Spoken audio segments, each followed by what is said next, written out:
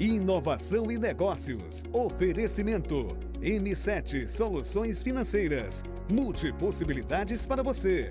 Best Sênior. Plano de saúde para você. 44 anos mais. Sempre com um propósito muito firme de levar informação e conteúdo de qualidade acessível a todos, de uma maneira muito leve.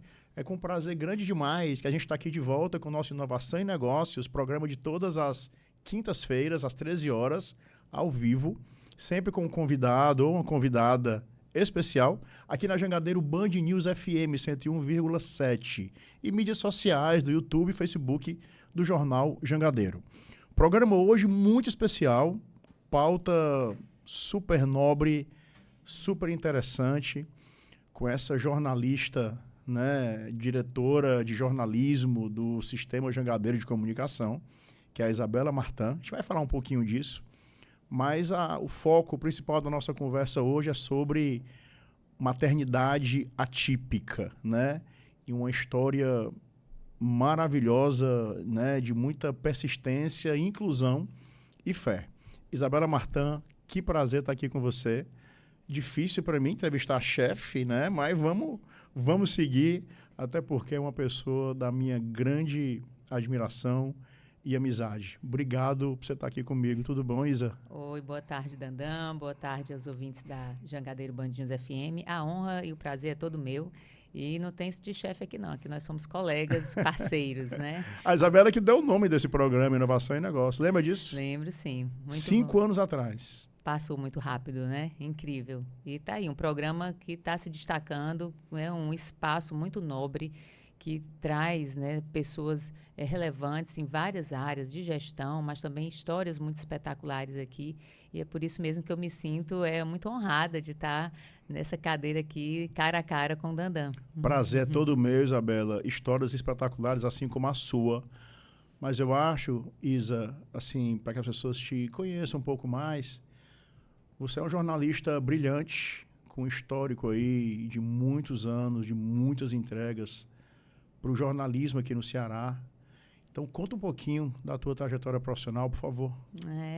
Então, eu sou jornalista de formação mesmo, sou graduada pela Universidade Federal do Ceará, com muito orgulho, e estou esse ano completando 34 anos de formada e de mercado de trabalho ininterruptos. Eu acho que isso é uma das coisas mais... É muita coisa, hein? É muito tempo, né? Então, acho que uma das coisas que se destacam na minha biografia é isso, é uma linha do tempo contínua de trabalho dentro do jornalismo. Eu nunca trabalhei com outra coisa, eu nunca parei, né? Sempre ou em redação, com um breve espaço de tempo em que eu trabalhei do outro lado do balcão, como a gente chama, como assessora de imprensa. E eu acho que não é muito comum. Muitas vezes as pessoas desistem, não é fácil, não é uma carreira muito fácil mesmo, como várias outras, né? Mas isso é algo que eu destaco na minha profissão, né? Sempre com muita... trabalhei muito com política. Quando eu comecei na editoria de política, eu comecei com polícia e logo em seguida fui para a política. E há 14 anos, esse ano completei 14 anos de Jangadeiro, então tenho muito orgulho dessa minha trajetória também aqui dentro do sistema, como você falou, né? A gente tem muitas entregas e principalmente porque a minha formação, meu início foi com o jornal impresso, né? Que é uma mídia que está aí, né? Cambaleando, lutando como impresso, né? Então eu sou do tempo do papel. Mas quando eu entrei aqui na Jangadeiro foi para trabalhar com a TV. E rapidamente o sistema foi se diversificando e colocou um radiojornalismo, que é a Jangadeiro Band News, e as plataformas digitais. Então, na verdade, hoje eu respondo pelo jornalismo da casa em todas as plataformas, né? Então, tenho muito orgulho de fazer parte desse grupo, né? Dos valores que esse grupo tem e de honrar sempre... E da união dos meus valores com os valores que a Jangadeiro traz. Então, isso eu acho muito importante e eu tenho muito orgulho, pessoalmente, nesse mais de 3 décadas de carreira, ter primado muito pela correção e pela ética, que eu acho que isso, correção e ética, nunca nunca vai fazer mal a Inegociável, ninguém. né? Inegociáveis. Isabela, você é uma líder para todos nós e a gente vai conhecer a sua história incrível com essa maternidade em dose dupla. Coisas mais lindas, atípica, né? Mas só para a gente, né, fazer uma última pergunta, eu acho que a gente não pode perder aqui a oportunidade da sua presença. Repito, uma jornalista brilhante, diretora de jornalismo do Sistema Jangadeiro de Comunicação.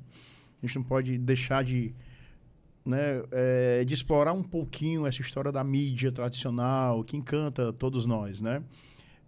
Como é que você tem observado qual é o desafio da gestão? Você agora é uma gestora, né, aqui internamente, na área de jornalismo, a head da área.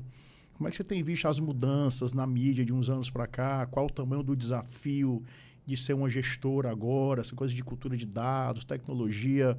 Como é que você administra isso no seu dia a dia? Eu acho que o maior desafio que o universo da comunicação vive hoje veio a partir, né, da chegada do digital. Então, o digital ele desafiou e mexeu nas bases da comunicação do mundo inteiro. E nós que vínhamos, né, de uma estrutura, de uma comunicação tradicional, chamada tradicional, e nós estamos falando do impresso, que já está, né, bem, digamos assim, dentro de um leque de plataformas, o impresso é o que mais sofre, mas o impresso, tem a TV aberta e o rádio, e eles foram muito mexidos por essa chegada do digital, né? Porque isso implicou numa mudança de hábito de consumo. Como as pessoas consomem informação ou como elas se divertem. Então, você tinha antigamente o radinho para ver um futebol, para ver uma notícia, e você tinha televisão para ver um jornal, para ver uma novela. Então, isso tudo hoje mudou, porque você tem o streaming ali on demand, então você vê o que você quer, na hora que você quer, escolhe, né? Você é o dono do seu gosto e do horário, né? Então, isso alterou absurdamente a forma como as pessoas se relacionam com os meios de comunicação, afora o fato de que mudou aquela lógica do 1 para 1, né? Do 1 para muitos, que era uma televisão, um emissor, uma rádio falando para milhares de pessoas. Agora você tem o 1 para 1, que eu falo para você. Eu, Isabela, eu posso ser uma emissora de conteúdo, eu faço o meu próprio blog, eu faço o meu canal, eu crio ali o meu perfil no Instagram e ali eu comunico com você. Então, a gente vê esses influencers, né, surgindo. Então, todo mundo é um emissor potencial de conteúdo. Então, isso tudo mexeu muito. E o desafio de quem está à frente disso como gestora em um grupo é viver esse desafio, é tentar se adequar e se movimentar, entendendo as nuances e as mudanças, mas nunca caindo numa falácia, ao meu ver, que foi a de achar que o tradicional morreu, que a TV morreu, que o rádio morreu e que agora tudo é digital. A rádio é muito forte ainda, né? A rádio é muito forte. E então, na verdade, a falácia é porque elas são complementares. Existe uma complementariedade. Então, o que é importante é a gente estar em todo lugar, para a gente ter um ponto de contato com os nossos consumidores, os nossos ouvintes, os nossos telespectadores, as pessoas que nos consomem em todos os lugares, né? Você não pode imaginar que um país como o Brasil, tão gigante, tão diverso, com tanta concentração de renda, você achar que o digital vai resolver e vai dar conta de tudo. Então, por isso que a TV aberta e o rádio ainda são tão importantes aqui, porque tem uma capilaridade muito grande, né? Muito grande, que o digital ainda não tem. Existe uma questão de renda que é importante considerar. Então, muita gente não tem como bancar pagar, né, para ter uma rede. E você tem um aspecto social muito importante ainda no Brasil, por todas essas características que o país tem, que eu mencionei antes, que tem um papel social muito importante do veículo tradicional, de informar. Ainda muita gente só se informa pelo rádio, pela televisão aberta, né? De serviços do próprio Estado, de utilidade pública, né, de educação. Então, E a informação primária, né, que os influencers, que todos os meios de comunicação digitais, eles buscam a informação originária dos meios tradicionais? Então, ainda tem, exatamente. Ainda tem meio isso, tem né? isso, porque também tem uma questão que os veículos tradicionais ainda são associados muito à questão da credibilidade. Então, você tem, né, as grandes marcas dos veículos de comunicação, né, da televisão ou do rádio, que têm os seus programas de entretenimento, têm seus programas jornalísticos, e a eles são atribuída a credibilidade. Então, é como se o que sai ali, então, deve ser verdade. As pessoas acreditam muito nisso. Tem mais fé pública, digamos assim, tem uma fé pública, né? Claro, a gente, especialmente nesse momento, nessa época que a gente vive de muita desinformação, que é o nome bonito para as fake news, né? Então, você ter ainda essa chancela, esse label, esse rótulo de credibilidade que um veículo tradicional ainda tem é muito importante. Então, ser gestora nesse contexto é muito desafiador, é você estar olhando para frente sem estar menosprezando o para trás, né? E trabalhar tem que trabalhar com informação, tem que trabalhar com dados, tem que trabalhar com a inteligência artificial, né? Tem que se fazer uso disso mas não é simples, não. Mas é muito emocionante. Eu acho que a grande mensagem aqui, que você tem total razão, não só no setor de comunicação, mas em todos os outros, que quem tem sucesso, quem prospera, quem resiste com o passar do tempo, é aquele que se adequa melhor, que se adapta melhor às mudanças. Ou seja, teoria do Darwin aí, o darwinismo, evolucionismo, cada vez mais presente. Vamos fazer assim, a gente vai para o primeiro intervalo e no segundo bloco a gente vai entender em detalhes essa história incrível sobre persistência, inclusão e fé em relação à maternidade atípica. Um depoimento e uma história sensacional da Isabela Martã, nossa convidada super especial de hoje, a diretora de jornalismo do Sistema Jangadeiro de Comunicação. Fica aí, a gente volta já. Inovação e negócios. Oferecimento. M7 Soluções Financeiras. Multipossibilidades para você. Best Sênior. Plano de saúde para você. 44 anos mais. Inovação e negócios, o nosso programa de todas as quintas-feiras, às 13 horas, ao vivo, hoje com a convidada super especial, aqui na Jangadeiro Band News FM, tá? 101,7. E mídias digitais, do YouTube, Facebook e do Jornal Jangadeiro. O programa também é aos sábados, 9 horas da manhã, na TV Jangadeiro SBT. Recebendo hoje a Isabela Martã. A Isabela é diretora de jornalismo do Sistema Jangadeiro aqui de comunicação. E a gente vai falar sobre a história de vida da Isabela, da experiência da maternidade da Isabela, né, com essa história da maternidade atípica. E de antemão, Isabela, eu te parabenizo imensamente, porque um depoimento seu como esse, a gente vai já falar do livro, o livro que você fez, que você redigiu. O livro chama A Mãe que Morreu em Mim, tá? Então, um depoimento como esse seu, tá, ajuda muita gente, né? Faz um bem a muitas pessoas que, porventura, passam por uma situação semelhante à sua. Então, antes de mais nada, parabéns. Isabela, vamos definir, para a gente entender a tua história, o que é uma maternidade atípica?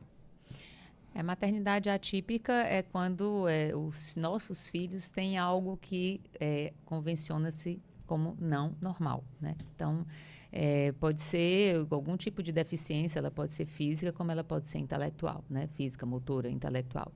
No meu caso, né, o caso das minhas filhas, eu sou mãe de gêmeas, a Joana e a Juliana, que estão com 19 anos. No caso das minhas filhas, elas têm uma mutação genética rara, que se chama Síndrome de Rügen-Janssens. E uma das características dessa mutação é o déficit cognitivo, né? E fora outras questões físicas, as crianças nascem com hipotonia global, ou seja, são aquelas crianças que nascem sem nenhum tônus muscular, super molinha, não segura a cabeça, nem tronco, nada, enfim. E outras questões, né? Eu estou só simplificando assim, alguns aspectos muito nítidos. Mas... Então, a primeira coisa que eu acho que é importante dizer é que, sobre maternidade atípica, é que nenhuma mãe quer imagina que isso vai acontecer. Então, ninguém escolhe ser mãe atípica, ninguém escolhe ser pai atípico. Isso vem. E o que eu digo sempre é, se vem, acolha. Porque você não pode, você não tem opção de renegar um filho. Eu sempre me emociono muito quando eu falo nesse tema, porque eu acho que só quem tem, ou quem passa, né, quem tem uma maternidade atípica ou uma experiência dessa, consegue entender um pouco do que eu estou sentindo, do que eu senti, né? Porque a gente é surpreendido, né? No meu caso foi após o nascimento, que a gente viu que elas tinham alguma coisa diferente, só que a gente não sabia o que era. E o diagnóstico só veio quando elas tinham quase 14 anos de idade. Antes era impossível dar o diagnóstico porque não existia na medicina o diagnóstico. Não existia como diagnosticar. Então, foi um exame que possibilitou isso. E esse exame é do ano de mais ou menos 2015 que ele surgiu. E eu fui descobrir em 2020. Quando eu tomei conhecimento desse exame, a gente fez o teste genético que se chama exoma e foi quem detectou. O fato é que, como você mencionou, eu escrevi um livro que eu lancei digital em janeiro, por aí, março desse ano, A Mãe que Morreu em Mim. E a ideia do livro era exatamente, como você mencionou, compartilhar essa história com outras famílias atípicas. Essa atitude é sensacional. Sensacional. Porque a gente pensa sempre que está muito só e que a dor é só nossa, mas como nós tem várias outras pessoas. E apesar de cada caso ser muito particular, as sensações, os sentimentos, os medos, a sensação de impotência, né? Mas também as conquistas, as descobertas, as vitórias, né? Isso é muito universal entre nós, famílias atípicas. Muitas famílias te procuraram para trocar ideia? Teve algum tipo de interação? Engraçado. Depois dessa sua exposição pública? Sim. Em relação a isso, Isabela? Sabe, curioso, eu fui procurada por pessoas que trabalham com crianças atípicas. Então, às vezes... Aqui no Ceará? Sim, terapeutas ocupacionais, né, ou pessoas que têm algum trabalho nessa área, porque as meninas elas foram acompanhadas por terapeuta ocupacional para fazerem estimulação precoce desde os 2 meses de idade até os 2 anos, elas ficaram ininterruptamente com esse tipo de acompanhamento, para poder desenvolver a parte motora e cognitiva, senão elas teriam tido, se elas não tivessem passado por esse tipo de atendimento, elas teriam tido várias sequelas físicas e também pioras ou não desenvolvimento cognitivo. Então, eu fui procurada, as pessoas ficaram muito encantadas com, talvez, com a forma que eu, não só como eu relato a história, mas também algumas observações sobre as dores que a gente sente ao longo do caminho quando lida com algumas situações e com alguns profissionais, com os próprios profissionais de estimulação precoce, com instituições como escola, que é um desafio tremendo para quem tem filho com necessidades, filhos atípicos, né? Então, a ideia era compartilhar isso. Como é que as pessoas podem ter acesso ao livro, Isabela? Ele tá o livro chama A Mãe que Morreu em Mim. Está na Amazon. Na Amazon, não é isso? Na Amazon, colocando lá no Kindle, né? Põe na Amazon lá pelo Kindle, você tem acesso e compra, e, enfim, é um valor simbólico. E a ideia era essa mesmo, né? E muita gente pergunta por que o nome é A Mãe que Morreu em Mim. Eu digo porque uma mãe morreu para outra nascer. Eu ia te fazer essa pergunta agora, que esse bloco também é mais curtinho, depois a gente conversa mais tempo. O nome do livro é um nome forte, é um nome lindo, né? Que é A Mãe que Morreu em Mim. E a minha pergunta é o seguinte: quem foi a mãe que nasceu em você a partir dessa experiência? Nasceu uma mãe... acho que com muita força, uma força que eu não sabia que eu tinha, com muita... Não sabia que tinha, né? Não. Com muita fé, que eu também não sabia que eu tinha, desse tamanho, com muita vontade de vencer, eu sem saber o quê, porque eu também não sabia o que era. Então, o vencer fazer não era... o trabalho de estímulo, fazer um trabalho de estímulo. Tudo, o vencer né? não Mas... sou eu que venço, né? São elas. Então, era lutar contra uma coisa desconhecida, mas para que elas fossem sempre progredindo, sempre evoluindo e consigam um lugar ao sol, né? Consigam um lugar nesse mundo, porque o mundo tem que ter lugar para todo mundo, seja quem for. Então, sempre lutando para que elas tenham autonomia, para que elas consigam ser felizes do jeito que são. Ser felizes. Ser felizes. É isso. É para isso que a gente está aqui, né? Sensacional, sensacional, uma história inspiradora, que a gente, ouvindo isso, Isabela, nos dá muita força para seguir. Todos nós temos as nossas cruzes, né?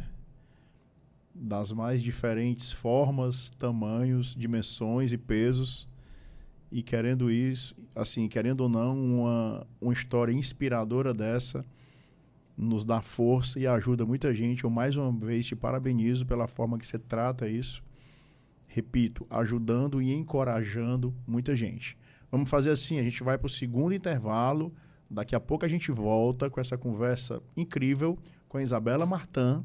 A Isabela é diretora de jornalismo aqui do Sistema Jangadeiro de Comunicação. E a gente está batendo um papo de muita fé, de muita persistência e inclusão, né? Que a gente está falando sobre a maternidade atípica, né? Inclusão e coragem em dose dupla, que são gêmeas. Fazer assim, volta já, segura aí que a gente volta já. Inovação e negócios. Oferecimento. M7 Soluções Financeiras. Multipossibilidades para você. Best Sênior. Plano de saúde para você. 44 anos mais. Sempre com um propósito muito firme de levar informação, Isabela, e conteúdo de qualidade, acessível a todos, de uma maneira muito leve.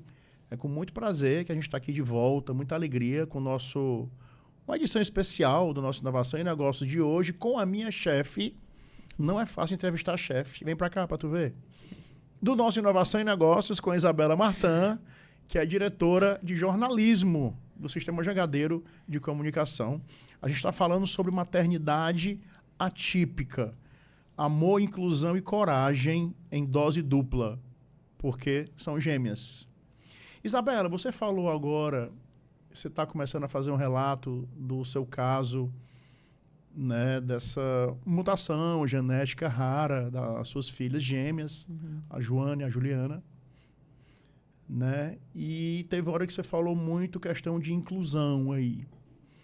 E eu queria te perguntar nisso, tipo, a diferença de uma escola, por exemplo, inclusão de um modo geral, receber ou de fato acolher essa pessoa, essa criança, né? Perfeito. E eu cito aqui a escola porque elas já estão hoje na universidade, tá? A gente vai já entender um pouco essa trajetória, mas voltando para a história da inclusão, porque receber é uma coisa e acolher é outra. Como é que foi isso? Antes, Dandão, vou só mencionar uma coisa, que o primeiro lugar onde as crianças atípicas precisam ser incluídas é na família. Porque, por incrível que pareça, quando eu me emocionei antes de falar que a gente não pode renegar um filho atípico, é porque há ainda casos de famílias que as pessoas ficam cheias de dedos para falar dos filhos, ou às vezes de incluir em situações sociais dentro da própria família. Então, no nosso caso... Isso é perfeito. Então, o primeiro lugar onde elas se inserem no mundo é no seu familiar. Então, você não pode suprimir do seu filho a possibilidade de experiências múltiplas e de vivências dentro do seu familiar, seja no micro, né, na microfamília com pai e mãe, mas também as outros eventos sociais que a gente participa, né, dentro da nossa família. Então, as meninas sempre foram para tudo, sempre estiveram em todos os locais, eu nunca ia com elas em nenhum evento, sempre eu ia com elas em todos os eventos, e a família toda sabia, isso como todo mundo. É fundamental você dizer, a inclusão começa em casa. A inclusão começa em casa. E na família. Sim, na família. É a cultura da inclusão. Tem que ser. E a partir daí, por quê? Porque é preciso travar ainda uma luta muito dura para incluir os filhos da gente na sociedade, porque uma outra batalha é o segundo mundo que as crianças vão adentrar, que é na escola, que é onde elas vão passar a maior parte do tempo, né? Na escola. Então, escola, nós temos uma lei, a Lei Brasileira de Inclusão, que é de 2015, ela vem para ajudar muito os pais a terem um arcabouço jurídico um instrumental que nos dê a possibilidade de lutar. Mas isso não garante absolutamente nada, porque apesar de existir a lei, né, ainda existe muita gente que burla ou finge que está seguindo a lei. Então, quando eu digo, no caso de uma escola, que há uma diferença muito grande entre acolher um filho e receber a matrícula, a diferença é porque as escolas são proibidas de negarem a matrícula. Então, elas aceitam. Tem que Há receber, algumas né? que não aceitam. Ainda tem relatos de escolas que convencem os pais e dizem para os pais, não traga para cá que a gente não vai conseguir dar conta. Não vai ser bom para o seu filho. Existe ainda. E eu passei por isso. Numa escola bem grande, conhecida aqui. Mas há aquelas que aceitam, recebem, matriculam, mas não incluem. Porque incluir não é só você botar dentro de uma sala de aula e pronto. E, no máximo, colocar um estagiário para fazer um apoio de assistente de sala. Porque existe a necessidade da inclusão dentro do corpo da escola, do corpo social da escola, com os outros coleguinhas, com os outros coordenadores, com os professores. Então, isso não é simples. A gente sabe que isso é complexo.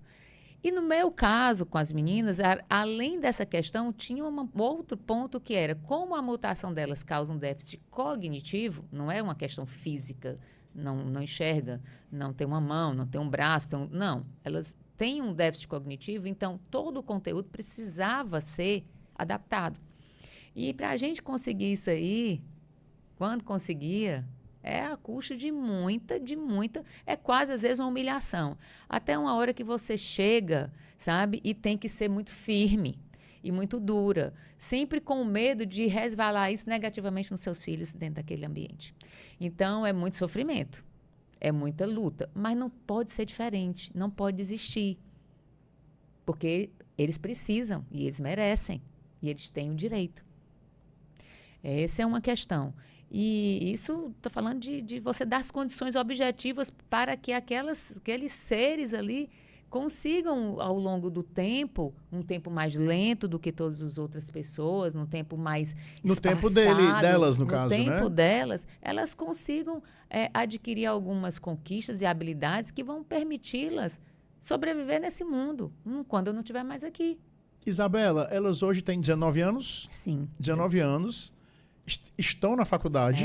Estão. Né? Como é que foi essa trajetória de escola com faculdade? Parabéns, você conseguiu. Então, claro que isso aí é Simon Sinek, né? O jogo é infinito, né? Como tudo na vida, o jogo nunca termina. Então, claro que os desafios são diários e constantes.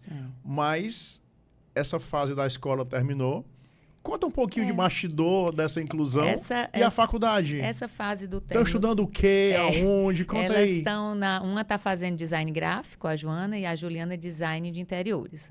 Essa transição do colégio, né, da escola para a faculdade foi muito importante, porque foi um divisor de águas, acho que na vida delas e também para mim. Porque por muitos anos, eu ficava imaginando, quando elas chegassem no ensino médio, como é que ia ser. E quando elas chegassem no terceiro ano, o que eu ia fazer? O que elas iam fazer? Elas iam entrar numa faculdade? Quem que ia receber? Que tipo de curso elas poderiam fazer? Mas aquela coisa que é um conjunto acho que é uma sabedoria que a gente vai adquirindo e acho que com muita bênção, a iluminação também divina, e ajudando as meninas a trilharem esse caminho. Então, a gente meio que direcionou as meninas para esses cursos, porque elas não podiam não podiam fazer medicina, não podem fazer nada na área de exatas, não dá. Mas era tentando ver coisas que elas gostavam, enfim, que elas poderiam se encontrar dentro de um universo acadêmico, né? E aí, quando a gente botou as meninas, elas entraram na universidade privada, que fez uma seleção diferenciada para elas, não foi Enem, elas fizeram Enem por outras questões, que eu quis que elas fizessem Enem para se submeter àquele estresse do Enem, né? Todo mundo faz Enem, por que elas não iam fazer Enem? Elas têm que fazer Enem, elas fizeram. Mas elas entraram na universidade privada sem nota do Enem e tiveram até uma nota interessante, mas uma seleção diferenciada para elas, foi uma seleção para elas. Então, para registrar, para efeito de registro que tinham feito alguma coisa. Estão nesse curso. Autoestima lá em cima, por serem universitárias agora. Elas se acham, elas dizem que estão na facul, elas não falam que estão na faculdade, elas estão na facul. A gente teve uma sorte, se achando, né? Se achando, de pegar um coordenador do curso delas, é o mesmo coordenador do curso das duas, muito bacana, que isso é extremamente importante, então são as pessoas que acolhem. Então, o coordenador é muito compreensível, está ajudando muito todo esse processo de adaptação. Então, isso mostrou para elas, que é o que eu falo, se vocês chegarem até aqui, nada mais é impossível. Dentro de tudo que é possível para elas. Então, vocês têm inúmeras possibilidades, seja dentro da área acadêmica, dentro da profissional, mercado de trabalho. Então, tudo é possível. E isso mostrou isso para elas, mas mostrou para mim. Então, para mim, foi quando eu acho que depois de 19 anos eu pude respirar. Então, acho que eu respirei depois de 19 anos, quando eu vi que era possível. Essa conquista da faculdade é sensacional, porque você tem as disciplinas em si, né, Isabela, que, assim, faz parte de aprender aquela habilidade para exercer futuramente alguma profissão. Mas o que eu acho muito legal, você falando aí, que fora isso, tem a convivência no meio universitário. Sim. Né? Você colocar as cadeiras, então, estimula muito a sua autonomia ali. Pronto, você falou agora um ponto então, central. assim, não é só aquelas matérias, Não. você conviver, porque numa escola, querendo ou não, você ainda tem uma atenção maior para o conteúdo. Pro conteúdo da coordenação. Faculdade é uma coisa que você se resolve por si só lá. Você troca de sala, Perfeito. Então, essa autonomia é que eu acho que deve estar sendo muito legal, né? Muito, e é o que Faz sentido, né? Total, e é o que eu falo, assim, conversando com o psicólogo da faculdade, com o coordenador, assim, qual é o meu objetivo, minha expectativa para o primeiro ano? Se não é que elas se tornem, tirem notas excelentes ou fiquem bambambam no conteúdo que está sendo dado, 0. Isso aí se precisar repetir, vão repetir, etc. Não é problema. A questão é desenvolver a autonomia. É isso. Então, assim, o que acontece? Elas vão lá, tem um problema, elas vão resolver. Às vezes eu vou por trás, sem elas saberem, acerto, mas não deu para elas a solução. Já fico combinado com o coordenador, mas elas que vão lá resolver. Elas que vão tentar encontrar uma saída. E ir lá com o coordenador. Então, eu faço esse jogo por trás sem que elas saibam, mas estou deixando cada vez mais elas fazerem as suas próprias escolhas, né? Até uma coisa básica, que é pegar um Uber só, eu não deixava, né? Então, agora não teve mais jeito. Então, elas voltam, às vezes só da faculdade, pegando um Uber e tal. E são pequenas coisas, mas elas são pequenas para nós, né? Mas para elas não. E pede um lugar para o outro, ir para um lugar resolver uma coisa sozinha. Então, cada vez mais a gente está colocando para fazer isso. Porque a gente precisa criar os filhos, né? Que é o clichê para o mundo. O para o mundo é você conseguir ser resolutivo. É conseguir você ter uma autonomia, né? Então, é isso que eu espero que elas adquiram, né? Você falou agora há pouco tempo com relação ao exemplo delas para você. Uhum. Eu não sei bem o que é que você falou, mas você, né, deixou no ar isso, que como se fosse uma certa inspiração delas para você. E você cita muito isso no livro, e você fala muito isso. Eu até anotei aqui que elas são, assim, as suas maiores mestras da vida. Sim. Em que momento você percebeu isso? Eu acho que mais recentemente, acho que é tudo uma construção, sabe? Mas tem um momento que dá um estalo. Eu acho que quando eu escrevi o livro, a ideia do livro, ele surgiu depois que elas fizeram 15 anos. Eu senti a necessidade de colocar aquilo para fora, porque sempre foi um tema muito doloroso para mim. Então, eu não conseguia olhar fotos delas bebê, eu não conseguia nada disso, porque eu ficava muito emocionada, alguma coisa me incomodava muito, porque foi tudo muito sofrido. Mas, quando eu escrevi o livro, acabou que tudo isso se ordenou na minha... teve um sentido, tudo se ordenou na minha cabeça. Então, nesse momento aí, dessa escrita, eu consegui perceber que, na verdade, elas vieram para me ensinar muita coisa. Então, às vezes a gente pensa assim, né, a gente, pai, puxa, estou ensinando muita coisa para minhas filhas. Na verdade, quem está me ensinando são elas, né, de tudo que é possível. Então, essas meninas, elas são para mim um exemplo de garra, de persistência, de força de vontade, de resiliência, de coragem, superação. De superação. Que estão conseguindo. Conseguindo. Não é? Né? E elas não desistem, elas têm as dificuldades delas, mas elas nunca chegaram assim, eu não quero ir para a escola, eu não quero ir para a faculdade. Elas não falam isso, elas não passam. Mas esse discurso também não perpassa no nosso dia a dia em casa. Então, eu que não dou essa possibilidade. Assim como não perpassa na nossa rotina, nem na nossa história, nenhum discurso, nem comportamento de vitimismo. Então, eu detesto, eu não gosto disso, eu não coaduno com isso. E sempre coloquei isso de forma muito clara para elas. Não são vítimas, né? Então, não é isso. Aconteceu, mas não é uma vítima. Então, aconteceu, vocês são assim. Mas isso não define quem vocês são. Então, vamos lá. O que a gente pode fazer para conseguir superar, conseguir ir adiante, conseguir caminhar? Como eu digo para elas sempre, não importa com que tempo vocês façam isso, desde que façam. É isso. Desde que façam. É isso. E não para nunca. Desde pequena eu conto a história da fábula da lebre e da tartaruga, que eu falo, vocês são minhas tartaruguinhas. Mas tartaruguinha que nunca para, vai chegar aonde tem que chegar. E é isso que está acontecendo, né? Isabela, a primeira resposta sua foi sobre família. Uhum.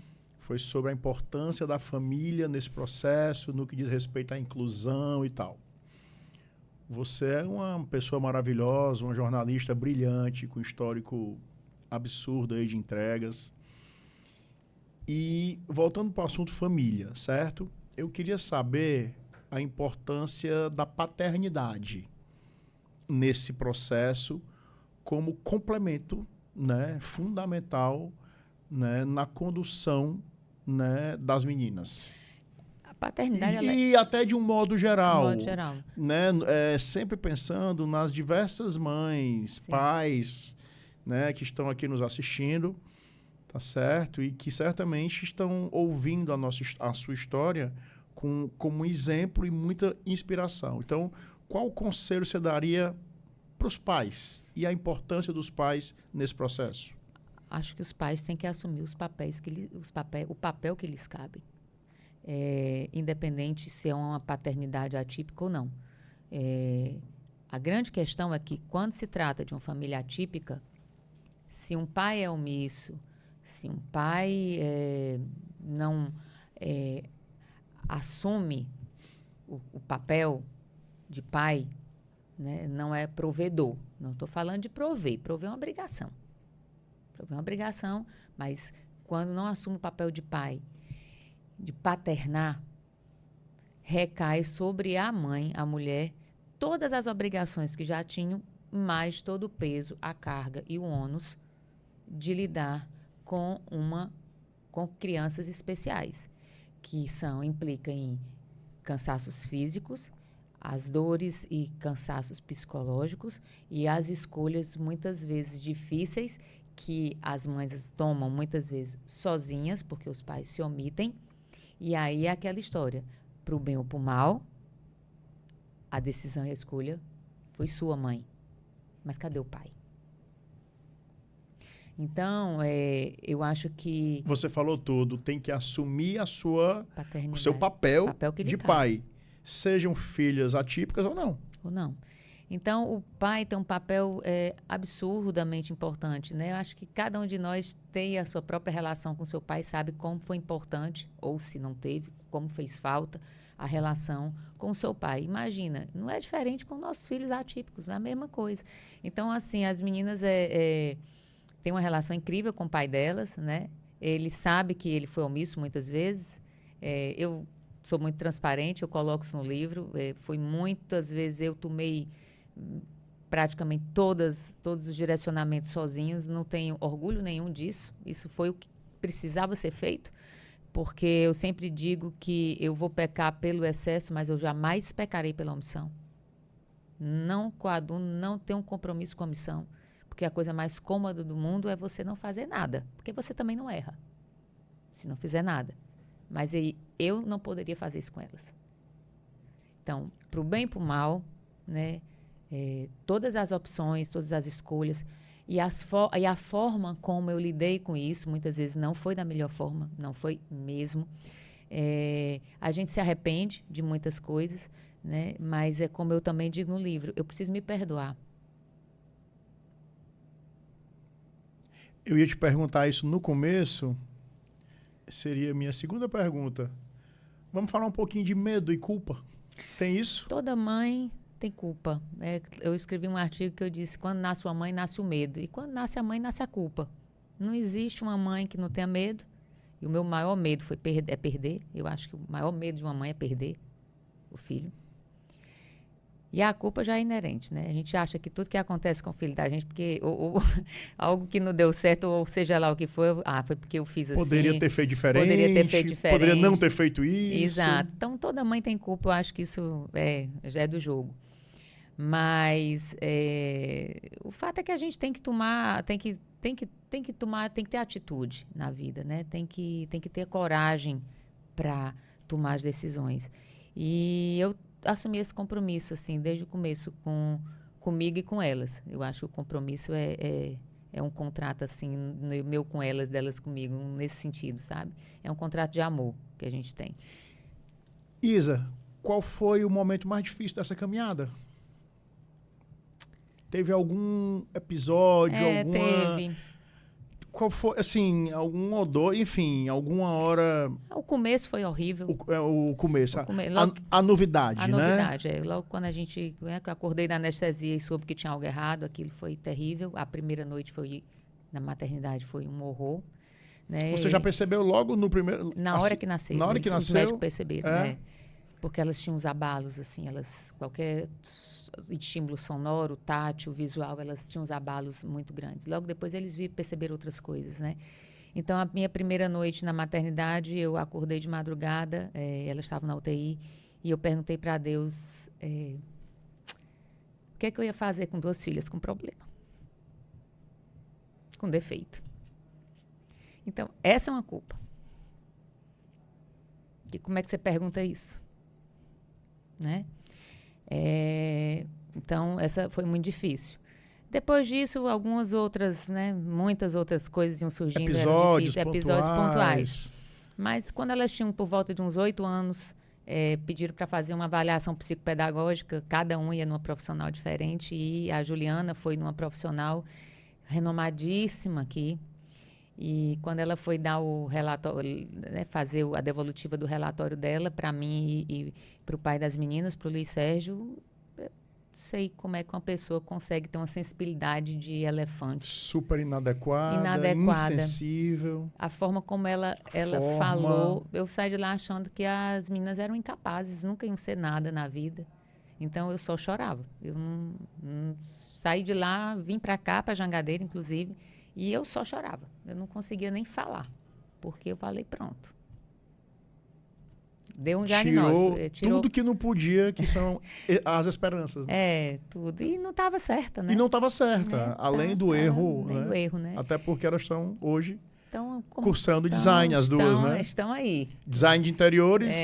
Quem é? É a Joana? A Juliana é design de interiores e a Joana é design gráfico. O fato é que a gente não sabe como essa história termina.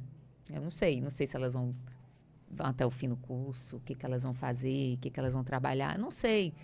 Mas essas respostas não me cabem agora e eu não vou mais me martirizar para tê-las, porque o tempo vai responder, como eu vi que respondeu tantas coisas. Então, essa ansiedade eu não vou ter. Acho que o dia a dia, os próximos anos, né, os próximos acontecimentos vão direcionar e trazer essas respostas. E eu vivo bem com isso agora. Minha amiga, a gente está indo aqui para a reta final, passa muito rápido, a sua história é muito inspiradora, é uma história emocionante, não só em relação à maternidade, à paternidade, a filho, mas eu estou levando isso aqui para várias questões da vida, né? Que a gente está falando de coragem, de resiliência, de dificuldade, de inclusão. Então, realmente, eu estou ampliando tudo que você está dizendo para uma situação muito mais valor, com muito mais nobreza. Já falei aqui 200 vezes, vou dizer mais uma. Você é uma profissional incrível, é a diretora de jornalismo do Sistema Jangadeiro de Comunicação, Isabela Martã. Você é mãe, né, de filhas atípicas, você trabalha demasiadamente, você escreveu um livro, você precisa ter tempo para você, né? Eu sei que você faz muita atividade física. Como é que você consegue tempo? Como é que você administra a sua agenda para cuidar de si, estar com as meninas, trabalhar como você trabalha, escrever um livro? Dandan, na verdade, essa pergunta, se você tivesse feito começo do ano, em janeiro, ela teria tido uma resposta. A resposta agora é outra. Na verdade, eu não cuidei de mim. A verdade foi essa. Eu me negligenciei. Eu me releguei a um plano aí qualquer. Né? Eu vivia de trabalho para as meninas, do trabalho para as meninas, do trabalho para as meninas. E ponto. Né? Então, isso tem um preço muito alto. Isso tem um custo muito alto. De saúde, principalmente. Né? Mas o bacana disso tudo é que ainda dá tempo de corrigir a rota, né? Então, minha meta agora é eu poder também olhar um pouco mais para mim. E o que é olhar um pouco mais para mim é fazer um pouco mais das coisas que eu gosto ou descobrir coisas novas que eu gosto. Achei muito legal que você falou uma hora que a entrada na faculdade virou uma chave diferente na sua cabeça. Virou. Então, isso tudo, né, faz parte desse momento, né, que eu posso me permitir ter outras vivências, outras experiências minhas, né? Eu posso viver um pouco mais para mim também, né? Porque isso não é ser egoísta. Isso é a minha vida, né? Eu vivo para elas, vivi para elas, vou continuar dando todo o apoio para elas, mas eu tenho 54 anos, né? Eu não sou mais menina. Então, se eu não viver minha vida agora, o que é que vai me restar de autonomia, de anos de vida com autonomia, né? Para eu curtir as coisas que eu gosto, né? Então, a gente tem que pensar assim, isso não é ser egoísta, isso é um autocuidado, né? Então, eu acho que foi uma outra lição que eu aprendi muito recentemente, depois de um grande baque que eu tive. Então, é isso, eu acho que eu sou uma pessoa que eu não reclamo de nada do que acontece, sabe? Para mim, eu sou uma pessoa que eu acho que tudo o que acontece na vida da gente tinha que ser. Eu sempre digo que, assim como quem está na chuva é para se molhar, se a gente está na vida, viver é estar na chuva. Viver é estar na chuva. Então, se você está na chuva é para se molhar, viver é estar na chuva. Então, tudo pode lhe acontecer. Inclusive, ser mãe de filhos atípicos, ter algum tipo de doença, ter tudo. O que você tem que fazer é encarar e ver como é que você sai daquilo ali, né? E procurar aproveitar, né? E é o que eu quero fazer, né? Quero me dedicar um pouco mais a outras coisas, além do trabalho, que eu gosto muito, que eu amo, além das minhas filhas, que eu amo imensuravelmente. Eu estou com um sentimento aqui de certa frustração, porque o programa a gente vai ter que encerrar agora. E tem tanta coisa que eu queria conversar com você ainda, Isabela. Tanta coisa, tantos ensinamentos. Queria falar sobre liderança feminina, o jeito da Isabela de liderar. Mas, infelizmente, temos que entregar para a rede. Minha amiga, alguma coisa que eu não te perguntei, alguma coisa que mereça ser dita, né, em cima dessa história incrível que você está contando aí, dessas coisas maravilhosas. Eu morro de rir delas. O jeito delas, da Joana e da Juliana. Sei lá, um tempo para suas considerações finais, querida. Obrigada aí pela oportunidade. Eu que agradeço. Eu acho sempre importante abordar esse tema, porque é algo que a gente costuma muito falar de inclusão e de diversidade referente a questões sexuais, de escolha sua opção sexual, ou de raça, né, de cor, essas coisas. Mas, na verdade, inclusão é um tema tão amplo, tão diverso, e às vezes a gente fica limitando a questões, né, por até por questões hoje em dia de ideologia. Então, vai além de gênero, vai além de raça, a inclusão, né? Você precisa incluir o ser humano. Você precisa incluir o ser humano. Seja ele de que cor for, de que sexo for e de que condição ele tenha, física ou intelectual.